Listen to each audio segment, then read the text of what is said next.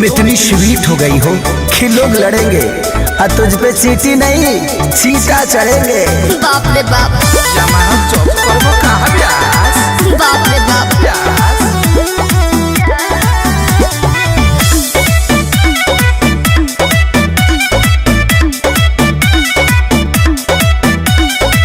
काहे खातिर सुनर बनले भगवान जी शरणो छटिया देबेले प्राण जी। एहो काहे खातिर सुनर बनले भगवान जी शरणो छटिया देबेले प्राण जी। जादू तो न रोजे हमके हो खेलाया जा दोनों अखियां में काला। अरे जियत रहो दोनों अखियां में काला। हाँ? ससुर का डरा नजर महरो के लगे जा। चश्मा पहले अखियां में काला। हाँ ससुर का डरा नजर महरो के लगे जा। कोरिया धागा के तनो हम गोड़ावा हमें बांधी। तब बखला गोता मोहब्बत के यादी। अरे बहे द मौसम हो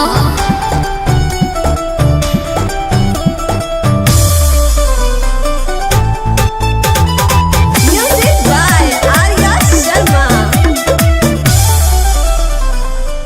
कौन बोल बोले ए जा।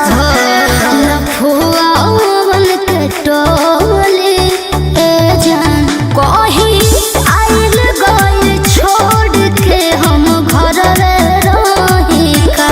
कितना काओ डर डर के जिया बे हमर पगली कहीं का। रहिया चले दोनों गोटो के लय जान। दोनों अखियां में काला। तो दोनों अखियां में काला। ससुर का डरा नजर महरो के लगे जा। दोनों अखियां में काला। ससुर का डरा नजर महरो के लगे जा। जिया दोनों अखियां में काला के लगे जा।